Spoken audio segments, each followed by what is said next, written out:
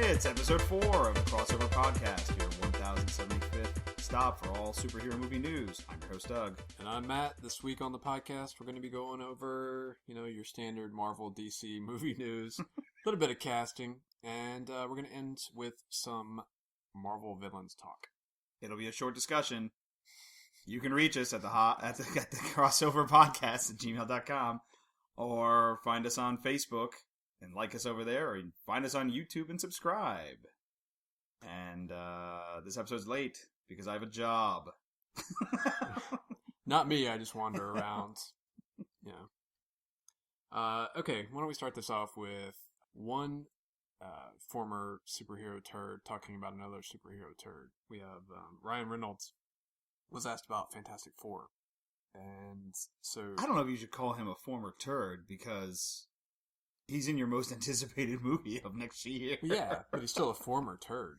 I guess. I mean, he's... It wasn't his fault. Yeah, that's true. It was not his fault. Stop blaming him. I don't blame him. Stop blaming for your life's mistakes. I blame the 600 people who tried to write Green Lantern. That's not true. So, I thought you were talking about Deadpool. I forgot he was in Green Lantern for a second there. So anyway, they asked him about Fantastic Four. Right. And he was kind of bemoaning the fact that it might have a negative effect on Michael B. Jordan and Kate Mara. Because like Green Lantern was not his fault. Right. Fantastic Four was not their fault. Right. No, it wasn't. Not at all. I mean, they were both, as good as they could possibly be in the roles. It's just that they were given nothing. Well, the thing is, problem is that it won't, I don't think it'll affect them that much, because Michael B. Jordan has done a lot of critically recognized things, critically lauded things like Fruitvale Station, and basically in almost every movie he's in, people are like, he's like the best thing in it. Yeah. And also he's going to be in Creed, which he's leading by himself, basically. I don't think Sylvester Stallone. I don't think 70-year-old Sylvester Stallone. Well, he's in it, but I don't know how large his part really is. I think it's more about the kid. Yeah, I'm sure. And then Kate Mara, she still has a lot of great buzz, probably from House of Cards, because she was on House of Cards. Yeah. She's also in The Martian. Yeah, she's in The Martian, which opens this week. So, and Miles Teller, I mean, I know he didn't mention Miles Teller. He did, actually, but he's like, Miles Teller's going to be fine. Yeah, because Miles Teller... well, he's a white guy. Well, that too, but also, but so is Ryan Reynolds. I mean, that's the thing. Miles Teller has done, again, more, I would say, critically lauded stuff than Ryan Reynolds did. Green Lantern was his... Yeah. Green Lantern was his big shot, and then it blew up in his face. Just slightly. Not that it was his fault, again, but, so... Yeah, but he was the lead in that movie, so he took the fall in a big way. And Deadpool is really his first... it's already the biggest success he's had since... True. Well, since before Green Lantern. I mean, he still led movies after Green Lantern, like R.I.P.D., but that was terrible. Yeah. Oh, God, that made like $10. It did. Opening weekend. So anyway, I hope it doesn't have an effect. I think you're right. I don't think it'll have an effect on Michael B. Jordan or Kate Mara. I think they'll be fine. I'm sure they'll all be back for Fantastic Four, too. Well, yeah. Straight to DVD next year. All right. No, actually, it'll probably be in 6.9 years, right before the license is getting ready to expire again. That's right. Let's keep in mind why we make these movies. Right. Next up, Kingsman. Yes. Yes. So, Kingsman. Technically not a superhero news, but that's okay. Well, it's a Millar story. Mark Miller. Mark Miller. Yeah. It's Miller. It's pronounced Miller, but it's spelled Millar. Start shooting early next year. The only reason this is in the news is because they're talking about Colin Firth's possible involvement with it. Which, if you've seen the movie, you know it's kind of impossible. Kind of impossible, yeah. But is this based on a comic? Did he is the second one based on a comic? Did he do a second one? Or? Yeah, I haven't heard of one. Okay. Here's the thing: it worked really well in Kingsman. Colin Firth was outstanding. Oh, he was great, yeah. In Kingsman, and Kingsman worked as a movie. It was crazy entertaining. It had some of the best fight scenes, most memorable fight scenes of any movie in a long time. I mean, it's just really good. Yeah. And now it sounds like they're going to ruin it. Of course they are. Because that's what the studios do. They just milk stuff. Oh, this wasn't a success? Milk it. Yeah. And they think that they're going to have, what was that, 20th Century Fox? Yeah. They think they're going to have their own little young James Bond, franchise on their hands. Yeah. Except it's R-rated, so, they got that going for them. But I thought that guy was good. What was his name? Taron Egerton. Yeah.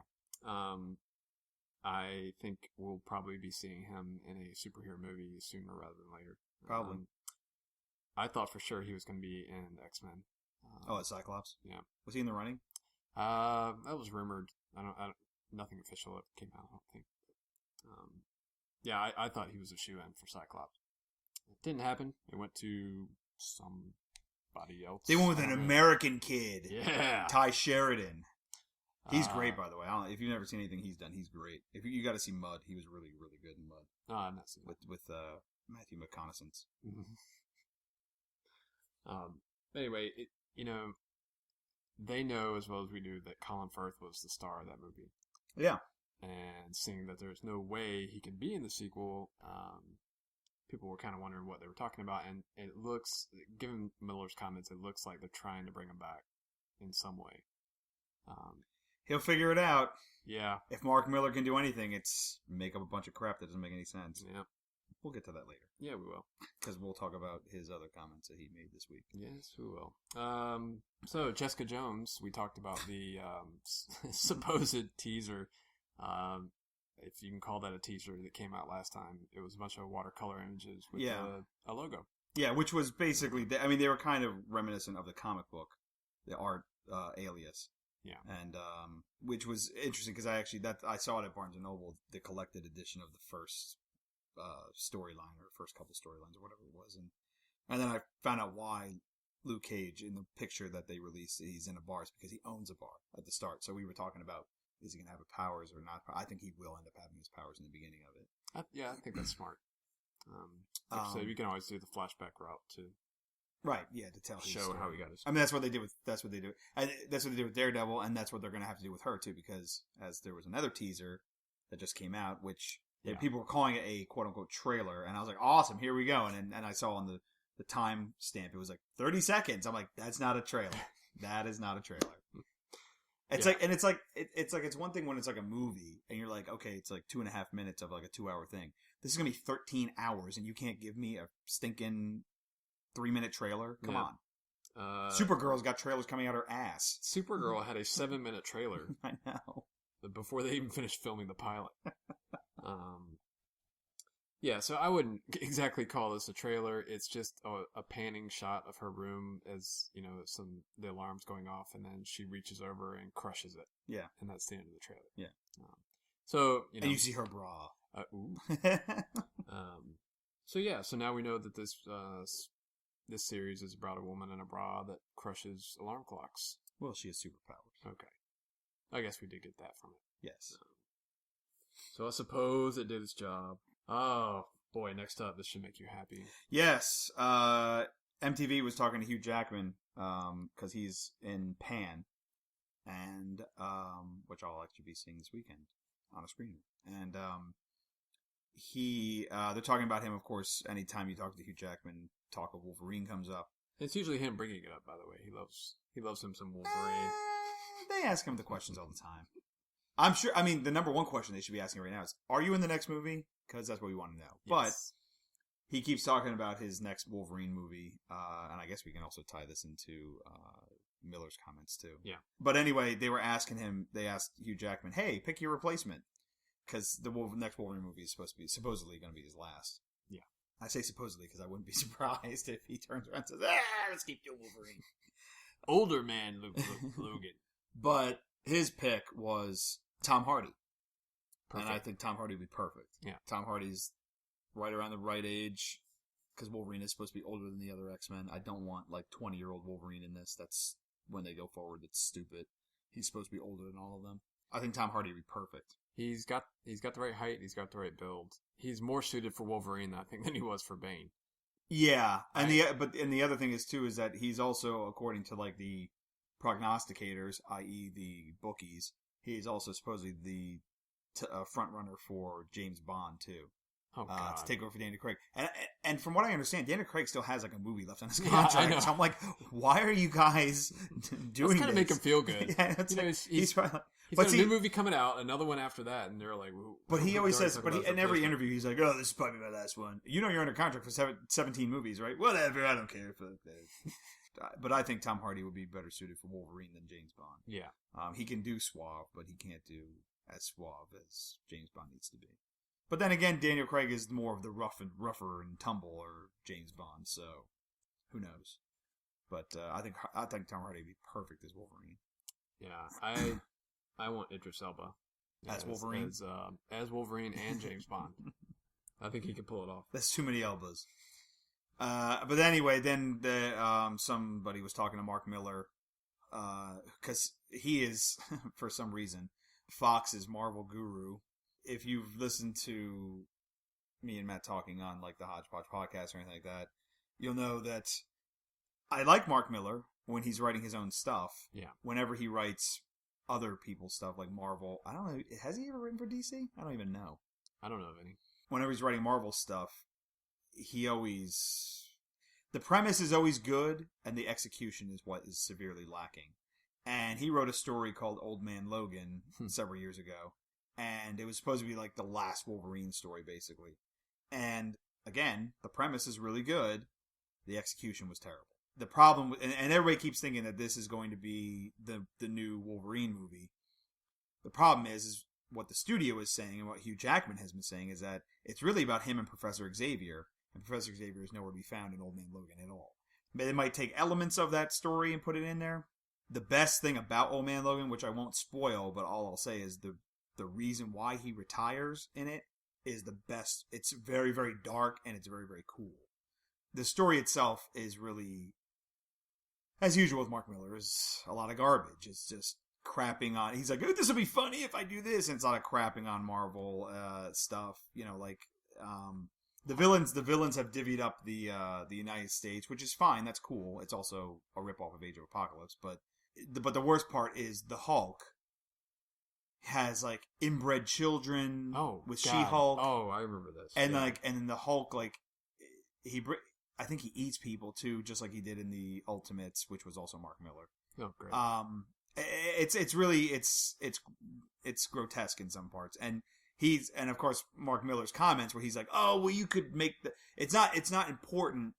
Like what's important about the story is basically, like he said, it's like the premise. It's Wolverine getting from here to here, from this point to America, this point to America, and it's about the journey. It's not really about all the details, like who the characters were and all this stuff. So he's like, you could make it so it's not the Marvel characters, because he travels with Hawkeye, who's blind. Spider-Man pops up in it, or his daughter pops up in it, or something like that. So you can't use any of those characters. Red Skull's involved. But he's like, oh, you could substitute the Blob for the Hulk, and he's like, you could make it like Cyclops is the one who rides with Wolverine, which would make for a nice buddy movie, and like it would. And who knows? Maybe they're going to go with it that Professor Xavier is the one who goes with him. I don't know, but I really hope they don't do it. Just because when I read the story, I was like, it was such a Wolverine's like my favorite character, but I feel like Chris Claremont is the only writer who can write him, and no one else can really write him very well, because they always come up with the dumbest crap to do to him, and it's just like I don't know.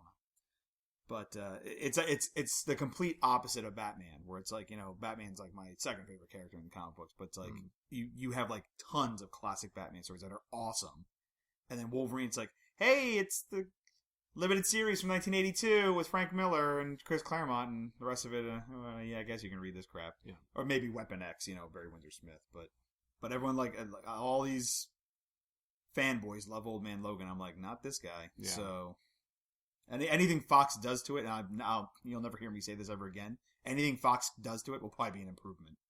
Oh my God. I can't believe you just said that. I did. They'll probably put the Fantastic Four in it so they can get some mileage out of them. The Thing. He has inbred children. Yeah. Let's move on to what I have not heard about, so you're going to have to fill me in on this. Some Sinister Six news. Yeah, I think it was Collider was interviewing Drew Goddard. I forget what he's working on or something like that, but they were interviewing him. Oh, he's involved with The Martian. And I think he wrote the screenplay. So they're interviewing him and stuff like that. And they asked him about Sinister Six, and he explained to them how it was going to fit into the universe. And the way he described it, I mean, I've knocked on that stupid idea for the movie a lot, but the way he described it is actually very, very cool.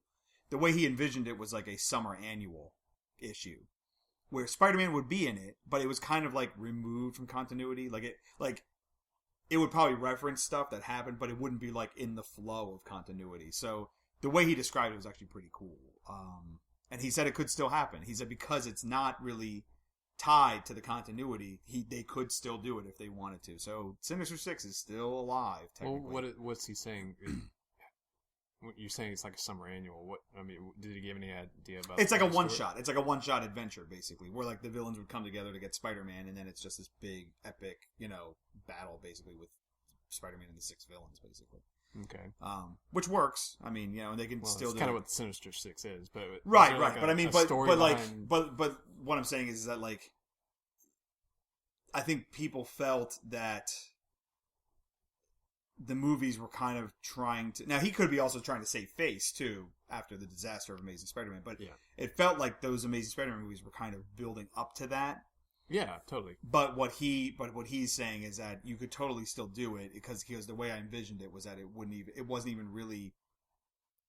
Like, those movies might have introduced these characters, but it wasn't, like, tied to them so tightly that you couldn't do it with... So he says it's like a standalone movie. Basically, yeah.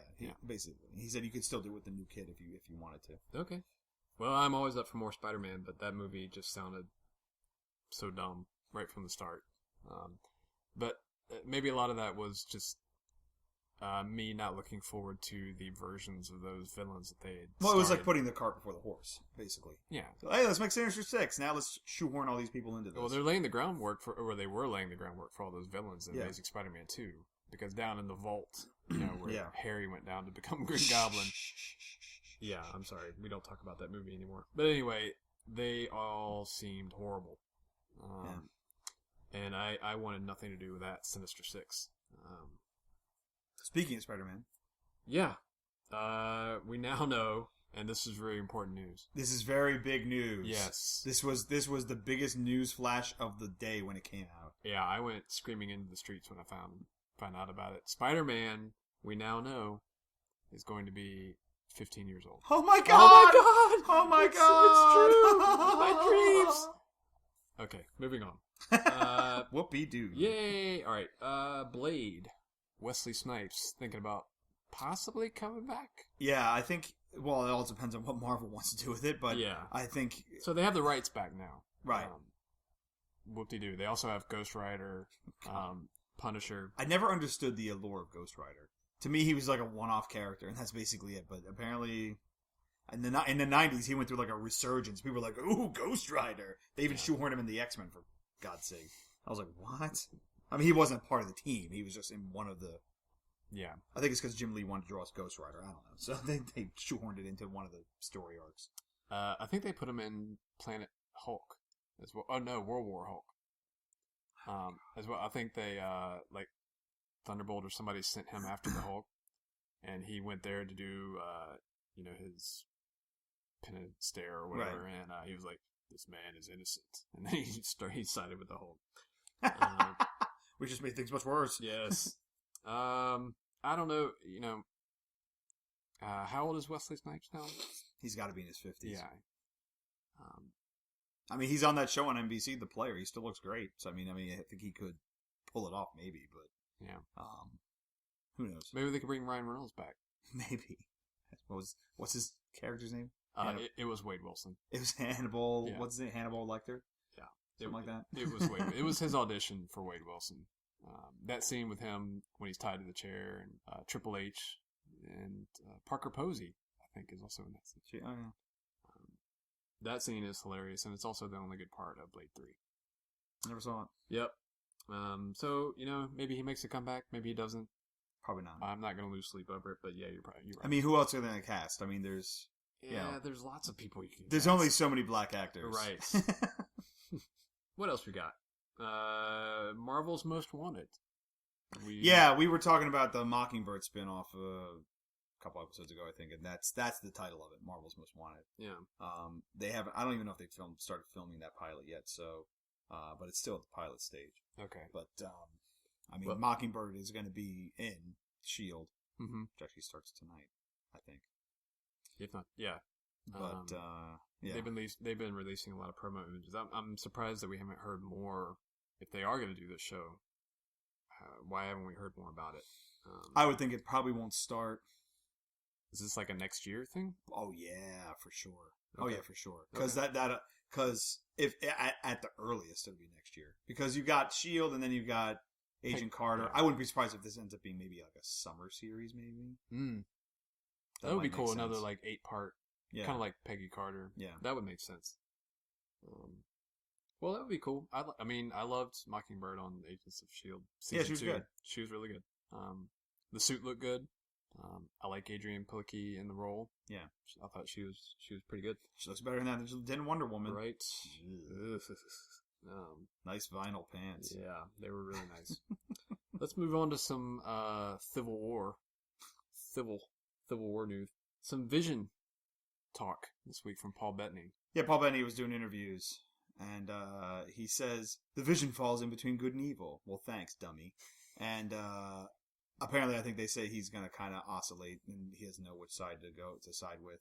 Yeah. And he also would not reveal in the interview how long his Marvel contract is for. It's 38 movies. Yeah, it's 30 million movies. He is a robot, after all. Yes. So he can go infinite movies. Vision, why do you look so old?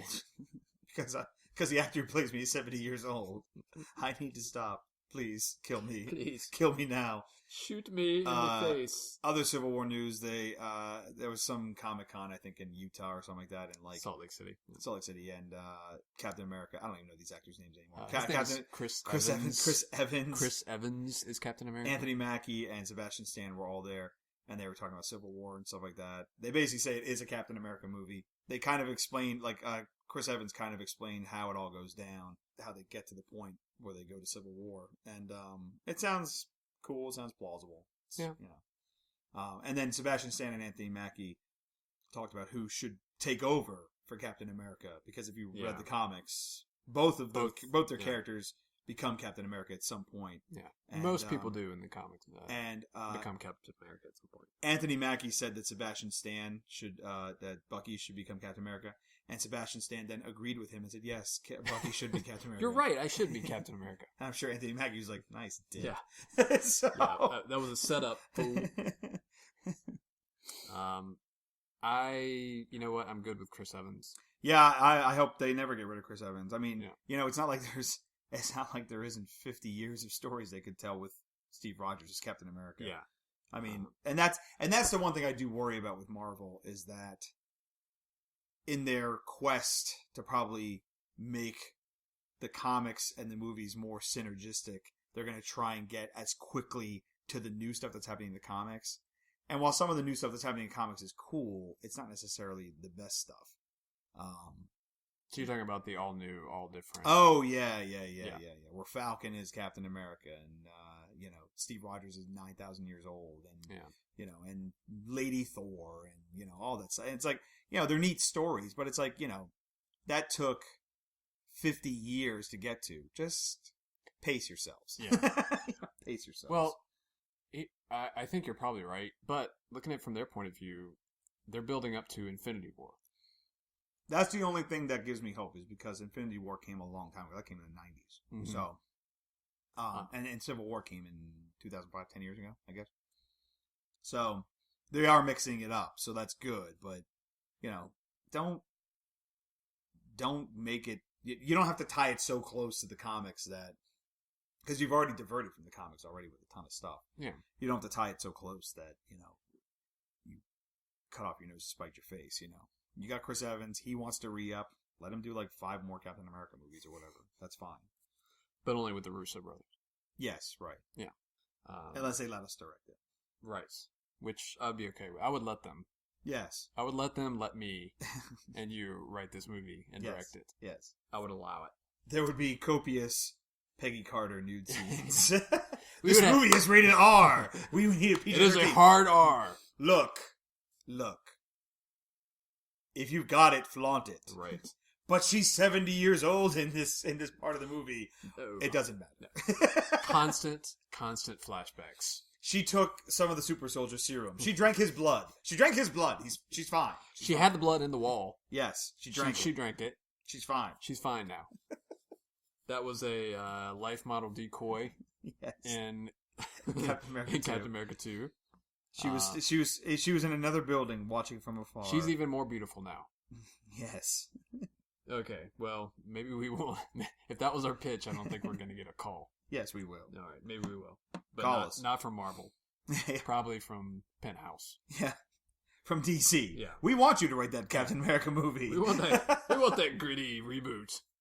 We want that Captain America movie, and then we're gonna slide it to into somebody's laptop, and then they're gonna make that movie like a bunch of idiots. I'll start storyboarding this tomorrow. Good. Okay. It's basically just gonna be my Pinterest board of Haley Atwell. Oh, okay. Well, anyway, let's stick with Marvel. Mads Mikkelsen.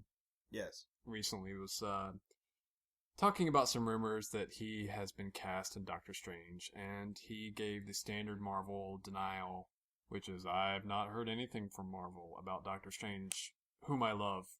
I love all the stories, but I don't know anything. You know as much as I do. I'm the only man in the world who knows the Doctor Strange stories. Yeah, so... Because nobody reads Doctor Strange. Mads Mikkelsen, I'm just going to go, he's totally been cast. Probably, yeah. In Doctor Strange. Who could he play, though?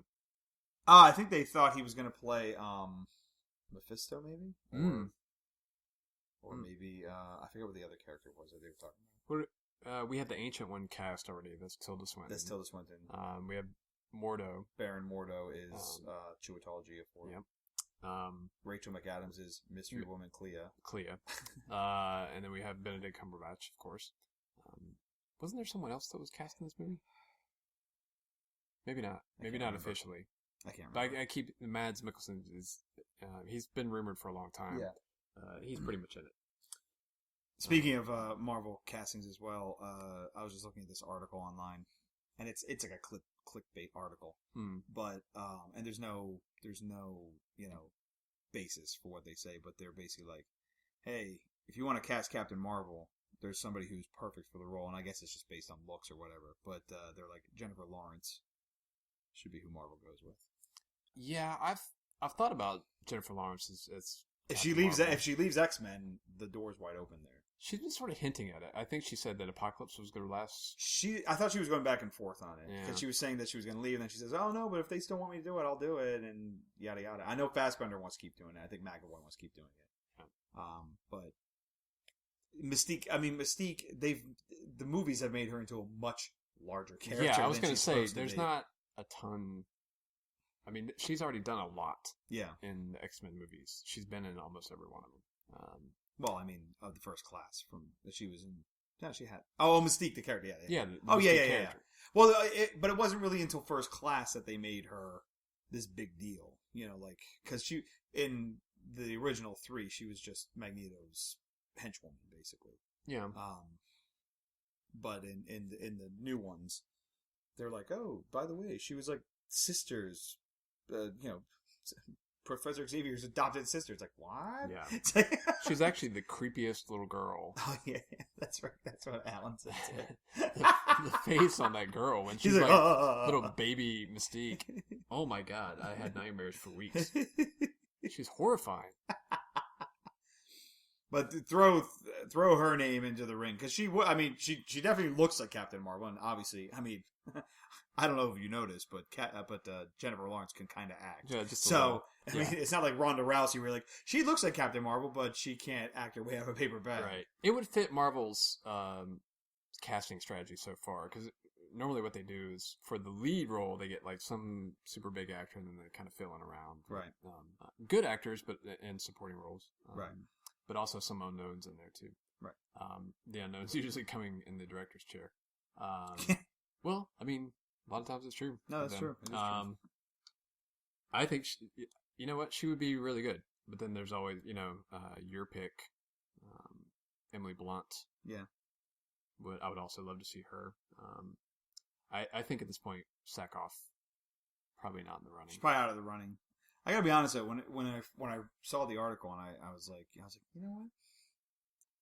Jennifer Lawrence actually be pretty perfect. Yeah. But physically.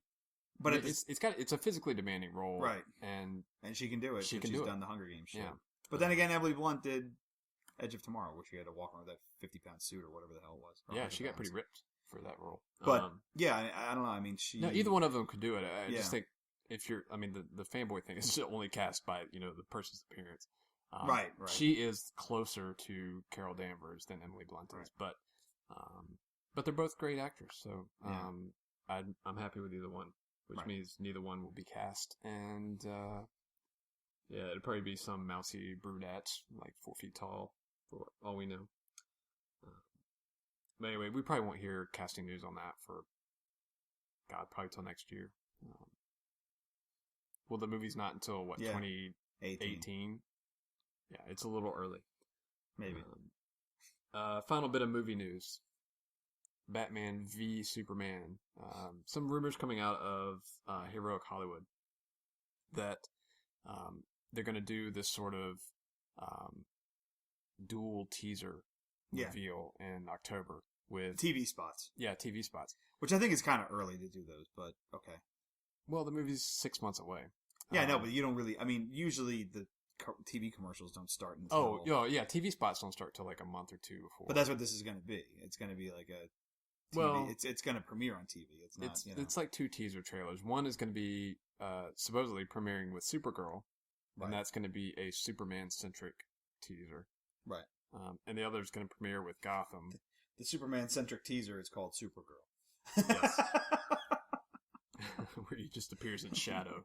Every single episode. Hello. They couldn't get Henry Cavill to come in and do this, so it's just me.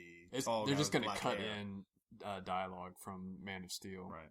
Or Man from U.N.C.L.E. Yeah. The other one was going to premiere with Gotham, and that was going to be... Sorry. It's going to be a Batman-centric one. And what? Yeah, Get I know. out. It's the synergy. And this is all leading up to a longer trailer that's supposedly coming out, probably with Creed or Hunger Games. That's around Thanksgiving. November, so around Thanksgiving, which is cool. I would like to see the Joker-centric trailer. Leto was just talking about that, actually. Oh, really? Yeah, he was saying something about how his portrayal, he's just doing the usual thing he does. He's a method actor, right? I guess. Yeah. So he's just talking about his time with the Joker and how his portrayal of him would likely get him put away into an asylum. Yeah, okay. Hey, whatever you do, Jared Leto, don't say that your portrayal of the Joker make you kill yourself. Yeah. That probably won't endear you much to many people, especially a certain family in Australia. Right. With the last name Ledger. Yeah. So. Yeah, I don't know. I mean, he's a good actor. No, he is. I'm looking forward to seeing what he does with the Joker. I liked the 2 seconds of him that we got in the Suicide Squad teaser. Yeah. It looks good. I still hate the character designs, except for outside of Harley. Yeah, I don't like the Joker character design at all. But I mean, that's the one thing. The grill that he had, that actually made sense why they did that. But I still. Yeah, because Batman knocked his teeth out. Makes sense. Yeah. But then what they should have done, they shouldn't have given him like bling. They should have just given him just big fake dentures. That would have been better, but whatever. It would have made him look more like the Joker too. But yeah. What do I know? Hey. All right, so we're going to end up this podcast talking about one of your favorite topics. No, we're not. Yeah, we are. Marvel villains. This is in celebration, Doug. Celebrate. Sure. This week, Avengers Age of Ultron coming out on Blu-ray this Friday, October 2nd. Yay! Now you too can relive such exciting scenes as... You too can relive the exciting scenes because they can go and buy it. Yes. While they're on tour. Yes, they can. Thank you. Like the farm scene at Hawkeye's house. I saw somebody post something that said, I love Age of Ultron. It tells me that men can turn into giant green monsters and that a monster is also a woman who cannot have children. I was like, she's like, bravo. I'm like, yeah. Joss Whedon, everybody. Yeah. Feminist. I'm looking forward to it. It's been a few months now since the release. I do want to see it again. He wakes up in sweats waiting for it. He screams out, "Oh, Avengers!" Yeah, I do. Every night. That's how I wake myself up in the morning, actually.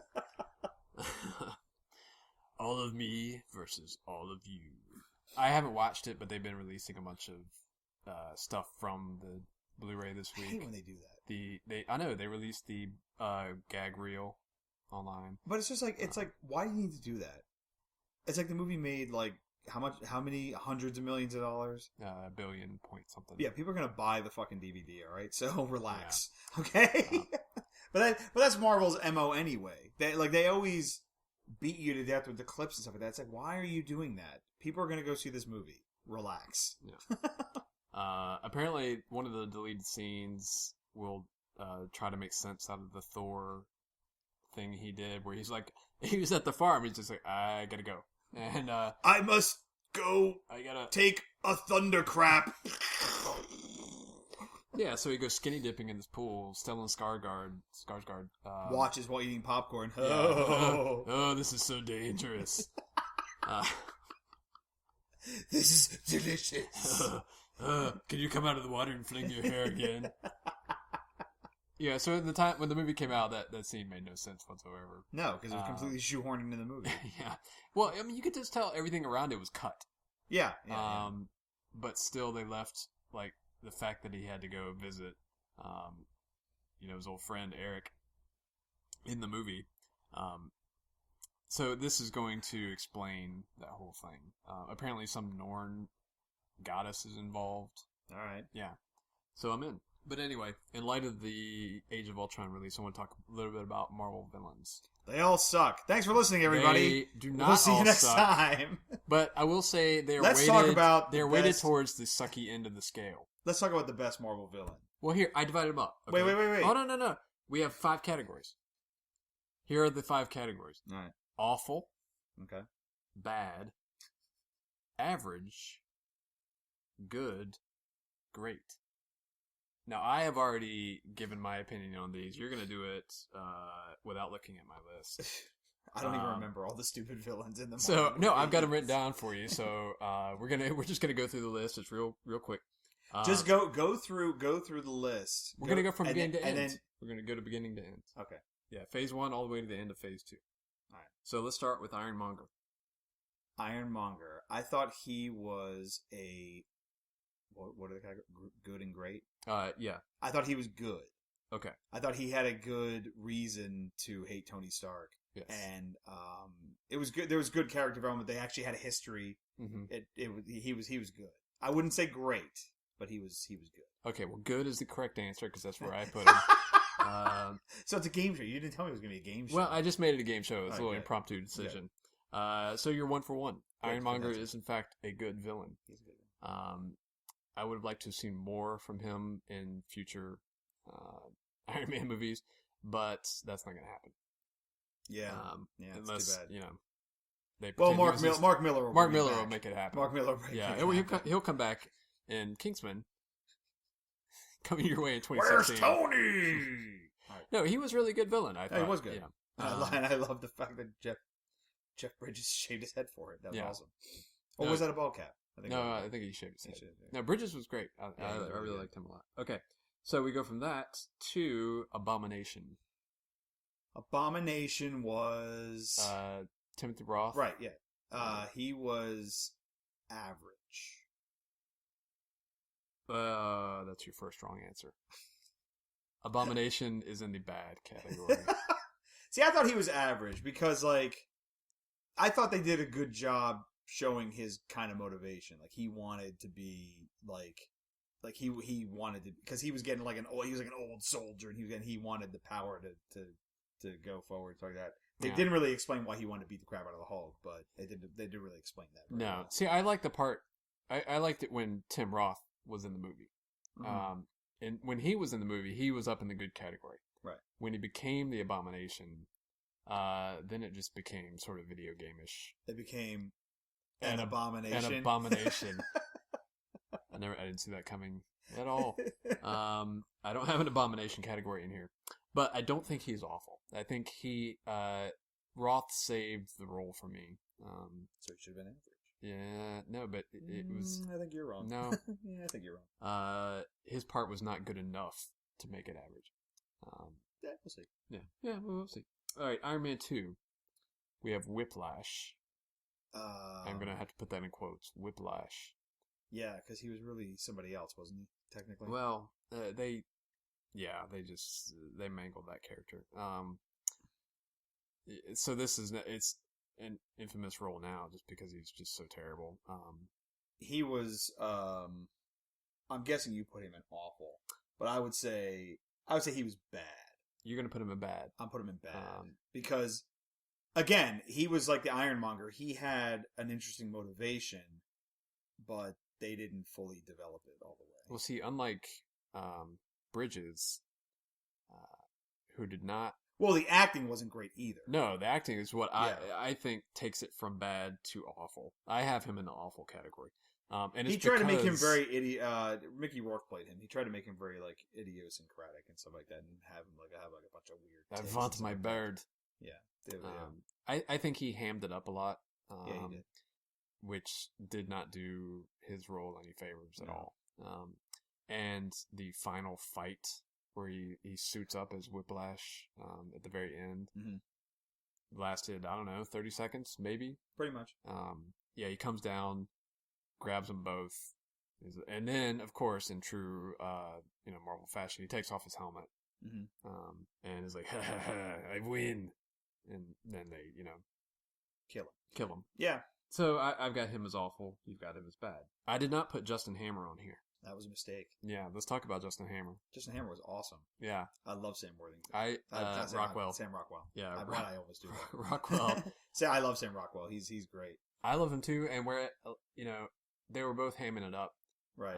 But his character called for it. Yeah. What are you doing? A guy's supposed to go in here. What? And I love when you come out because he does that in real life. Like he'll go on a talk show and he'll come out and he starts like dancing. He comes out dancing and stuff like that. But that was great. I love Sam Rockwell. I hope they would put him in another Iron Man movie. Honestly, it would be nice. I would like to. He is funny, and this, his ad lib stuff in that movie was great. It doesn't make Justin Hammer I don't think it makes him a credible villain. I mean, he was he's an idiot in that movie. Stark makes him look like an idiot. He looks like he can't, create anything to save his life. Well, that's also the problem that they went with the Iron Man movies is because they, Tony Stark is sarcastic and all that kind of stuff, and he's good with a quip. So then they said, let's make it a comedy. Yeah. And then in Iron Man 3, they took it even further than that. So it was, so that's the problem with the tone they're setting is that because they could have made that movie should have been really, really dark. It should have been Demon in a Bottle. Yeah, it's the only one that really touched on that storyline at all. Yeah. And then instead he's drunk for 5 seconds and he's like, oh wait, I'm cured. Yeah. Let's go. Iron Man 2. Ugh. It has its moments, but overall it's not good. Iron Man 2 is a bad movie. And Iron Man 3, a lot of people love that movie. We'll get to it in a minute. So after Iron Man 2, we have Thor. So we have our first introduction, or we have our introduction to Loki, who then goes on to star in 38 more Marvel movies. Where do you put Loki on this list? I'm gonna put Loki as a good villain. Not great, and I'll tell you why. Okay. I never liked his motivation, especially in Avengers. In Avengers, his plan was weak. It was weak. And to be honest, I think when he came up in Avengers, he popped up again in Avengers, that opened the door to all this talk about how weak the Marvel villains are. It's because they're like, this is a guy that they developed from this other movie, and he just goes, I'm going to rule! It's like, why? Because I'm going to rule! It's like, alright, whatever. No, see, I disagree. But... Well, you're wrong. So no, cool. You're wrong. No, that's cool. We both have him in the good category. Right. I did not put him as great. That is something that would get you and I shot in some internet circles because people love some Loki. He's great. I mean, I like Tom Hiddleston's great in the role. Fantastic. But they don't write him very well. See, I thought his motivation was okay. He's somebody who was told from birth that he was going to be a king. But then Odin turns around, only one of you can be king. But he told him that when he was a little kid. He told him when he was a little kid. He's like, you're both destined to be a king, but only one of you is going to be a king. Sorry. I'm going to go over here now. So, I bought the sibling rivalry with Thor. I like that. I like that. It's just, I mean, I just thought, I liked him better in Thor, I would say, than I did in Avengers. In Avengers, I gotta be honest, I think the only reason why he was almost kind of in Avengers is because they wanted to have that homage to the first issue of Avengers, where he basically is the reason why the Avengers formed. Yeah. And I think that's really the only reason why they did that. I thought they weakened him in Avengers. I did. Weakened? Yeah. You mean in character terms? Character terms, yeah. Okay, because power-wise, I was going to say... Oh, no, power-wise, he went up because he had the staff and stuff like that. But yeah. I mean, in character terms, I think they weakened him. And then he came back in Thor 2, and he was the best part of Thor 2. He was definitely the best part of Thor 2. Okay, so we both have him in the good category.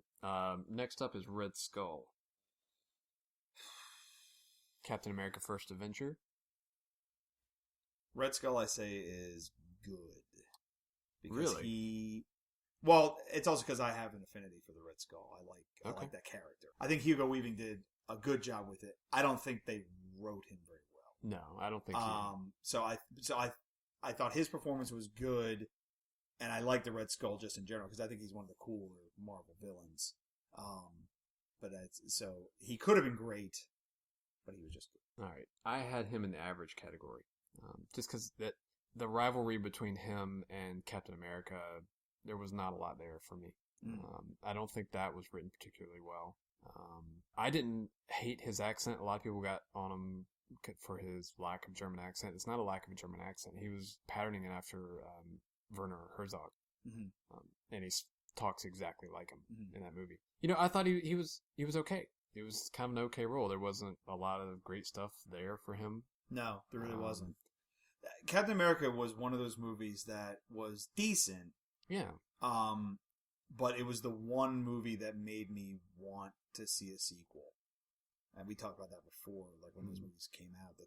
That Thor, like I liked Thor, but I was like, if I didn't see another Thor movie, if I only saw him in Avengers, I wouldn't care. But Captain America it was a good springboard. But the movie itself was decent. It was good. I didn't think it was great. I thought it was really good up until they started doing the montage of his war.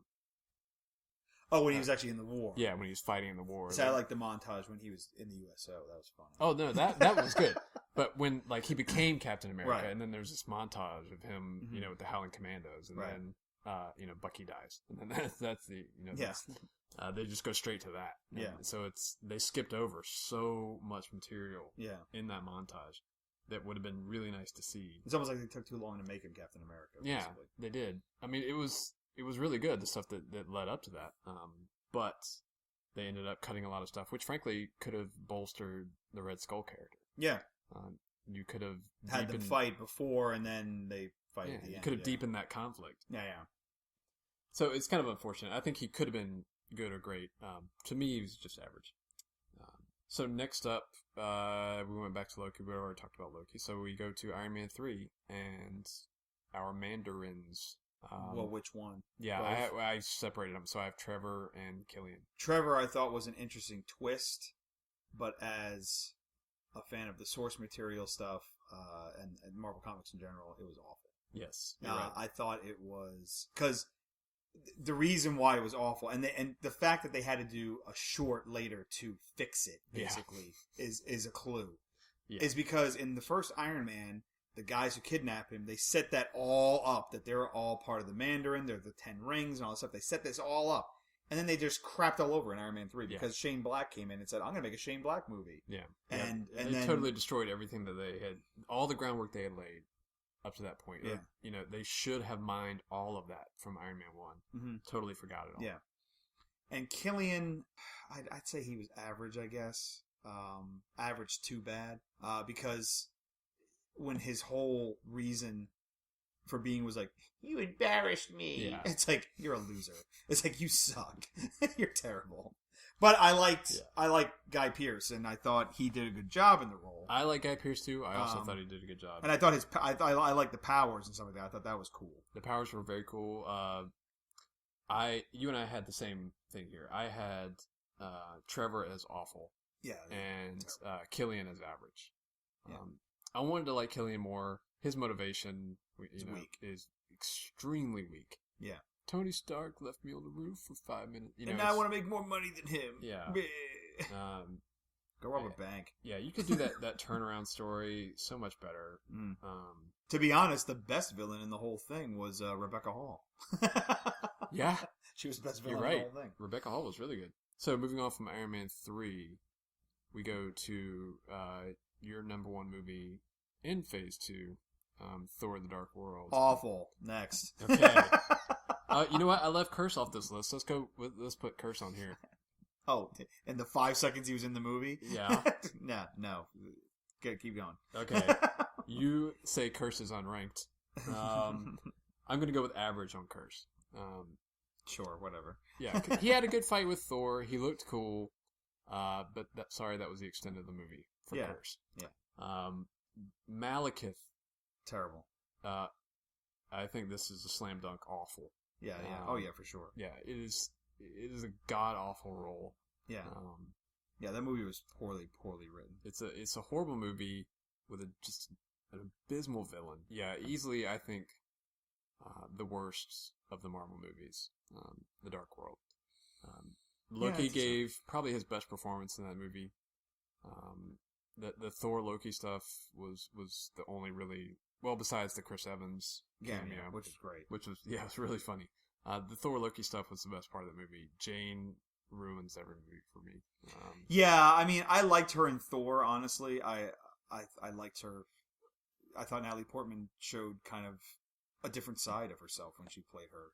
She was kind of like, I've never really seen Natalie Portman play kind of like a head over heels, kind of like in love. You know, she's usually very brainiac and detached and stuff like that, which is fine, which is good.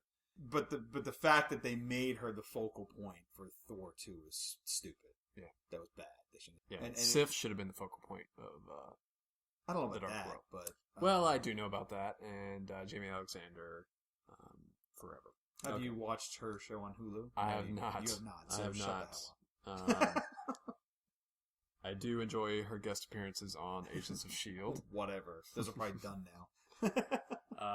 No, I'm sure she'll come back one more time. She'll just have tattoos all over her. She already does in real life. Okay, so we all agree that Malekith was awful. Yeah, he was. Next up would be the Winter Soldier.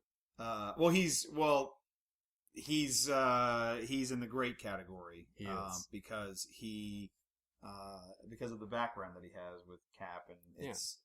But the other thing is too is that's kind of weighted because it's like where his story is going to kind of go, so it's like it's like a good story. You do, but the reason this is my only entry in the great category here. What? I know, I just gave away the rest of the list. Not Ronan the Accuser? We're going to get to Ronan. He's my lone entry for the great category because it was so personal. Yeah. The conflict between them in The Winter Soldier. I love that movie. Yeah. And it's because, the characters are so rich and there's so much history between them. And you could just feel it in that last fight. Yep.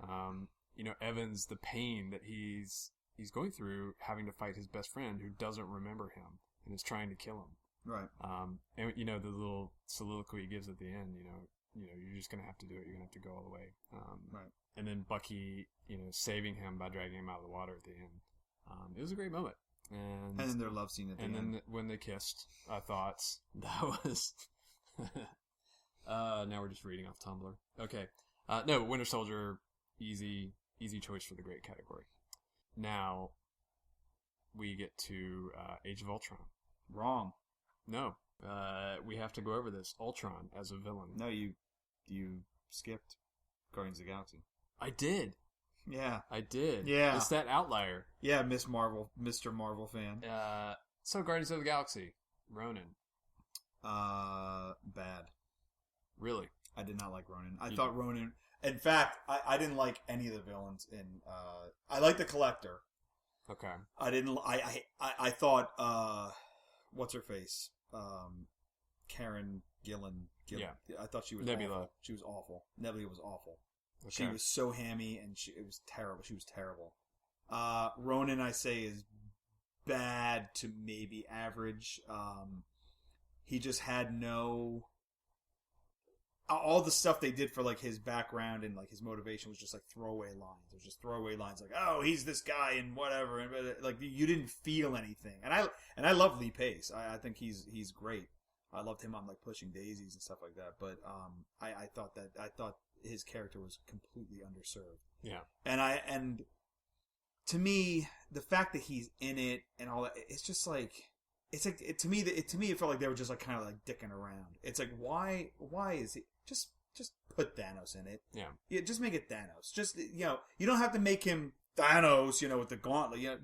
Just because to be honest, Thanos used to have a helicopter and yes, he fought Spider-Man in New York. Okay, so it's like he had the Thanos copter. You could make Thanos not a joke, but you could make Thanos not as powerful as he ends up becoming with the Infinity Gauntlet. You could have had him be the villain or something like that. Or they should have made just the Collector be the villain. I would get one or the other. That would work for me. As much as I love Guardians of the Galaxy, it is funny to me how the villain or villains are kind of an afterthought. It's it's mostly about bringing the team together and telling their stories, and they do totally. That part is done really well. Yeah. But the villain, I will admit, does get kind of so weak. He kind of gets left behind because he doesn't have as strong a story as everybody else in the entire movie. He doesn't. So that was the only real weak spot to that movie, and so I have him as average. You have him as bad to average, so we're pretty close. He did nothing memorable in that movie. No, he looked cool.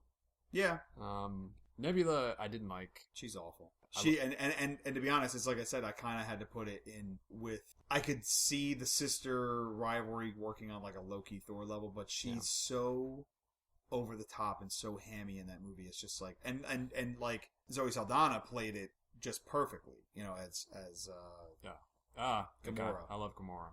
But Nebula, she was so over the top and hammy, and I was really disappointed. Like when she's like, she literally says, "Get out of my way." Yeah. I'm just like, shut up. It's like, oh no. It's when she jumps on the ship and pulls a guy and she's like, "Get out of this ship." Yeah. I was like, oh, this is stupid. This is terrible. Yeah. I like Karen Gillan. The Nebula role did nothing for me though. Sorry, Doctor Who fans. Yes. We apologize. She was terrible in that movie. But Gamora was fantastic. I love Gamora. So she's not a villain. Yeah, well, I know. But that's, the team in that movie more than made up for the lack of a good villain. So now we get to the reason we're having this list in the first place, Ultron. To me, the most frustrating of all the villains Marvel's had so far, because the casting, the writer, the movie itself, the situation, Ultron should have been in the great category. He's not. He's in the bad category. Yeah, right. I have him an average, but either way, he does not live up to the potential. When the movie's called Age of Ultron, he should be a little bit better than he was. He should. We've, the common thread when we talk about bad villains so far has been a weak motivation. Mm-hmm. And in the comics, he has a very strong motivation. Oh yeah, for sure. Even in the cartoon, he did. Yeah, the cartoon. I thought they did. They did Heroes. Ultron so much better on the Earth's Mightiest Heroes cartoon. Yeah. Because they gave it time to grow. Develop. And we talked before about how it should have started in Winter Soldier. Oh no, Iron Man 3. Yeah. Oh, that's true. Iron Man 3 should have been the seed. Yeah. For that whole thing. So they could have slowly built it up during the entire phase. Right. And then had Age of Ultron culminate, with him finally turning evil and hating the Avengers. But instead, the Weekend of Ultron. Yeah. Weekend of Ultron. But instead, it's like we see him being born, and then he decides to hate the Avengers. Hate. He watches a montage of Phase 1. He's like, screw these guys, I hate them. And then it's off to the races. It's like Patton Oswalt's bit. Hate, I hate. Yeah, so he wakes up and he's all groggy. He's like, who am I? Where am I? Ugh, Tony Stark. I hate that guy. And then he kills Jarvis, and then we're off. It's Ultron.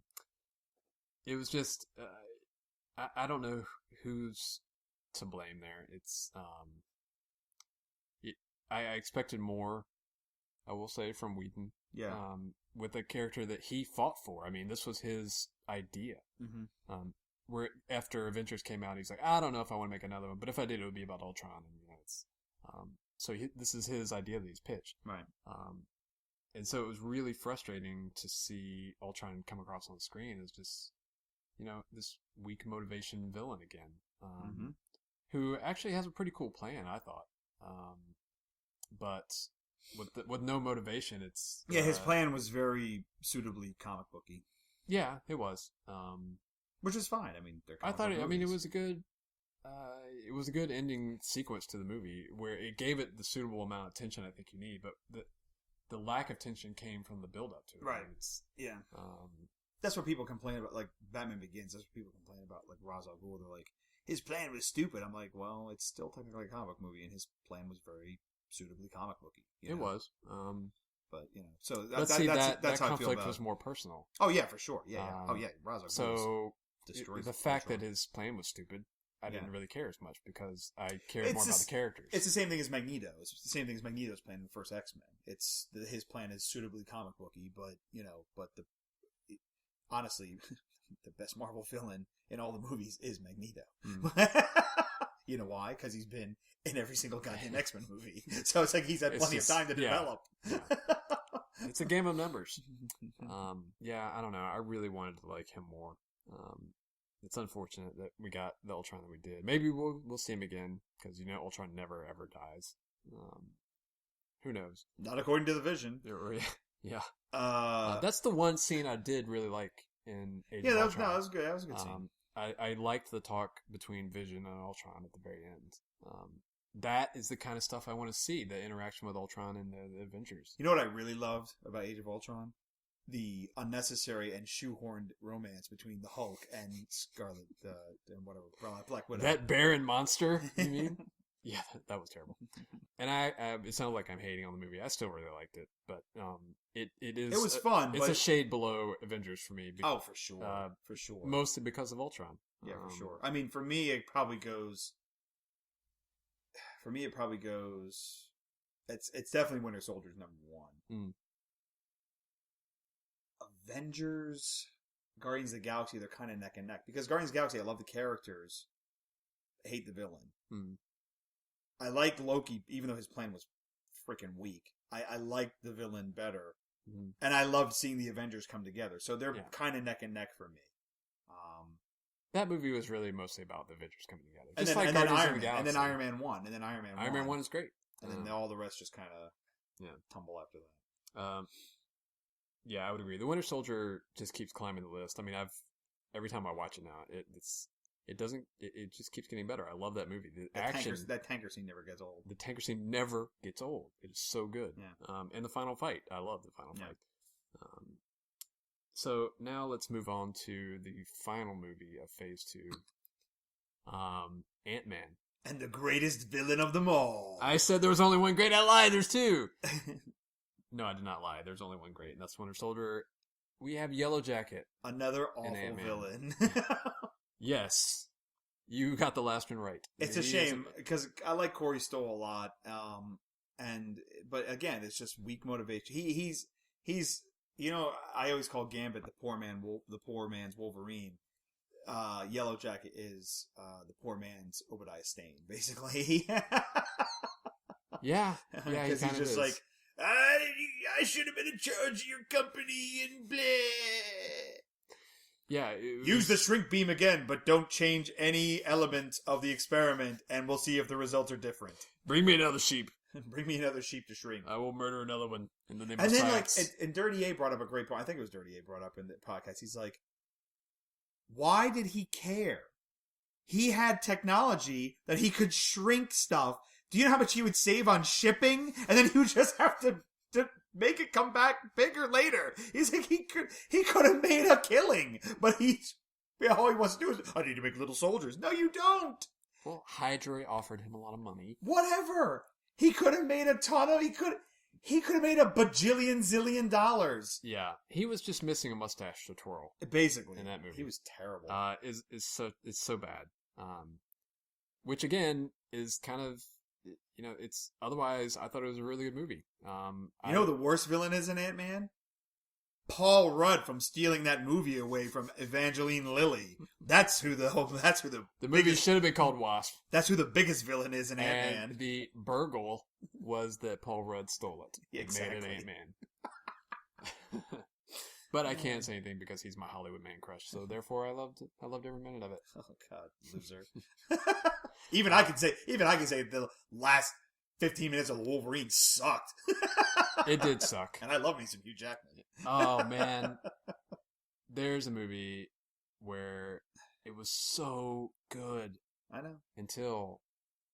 And I can't even say the last 15 minutes because I do like the coda at the end when they're at the airport and stuff like that. I like the coda's nice. It's the climactic battle. The robot samurai was terrible. Yeah, let's bring out a 20-foot CGI robot samurai. And even I'll admit that there are problems also with The Dark Knight Rises with my other Hollywood man crush, Christian Bale. Right. I thought you were going to be ballsy and say something was wrong with The Dark Knight.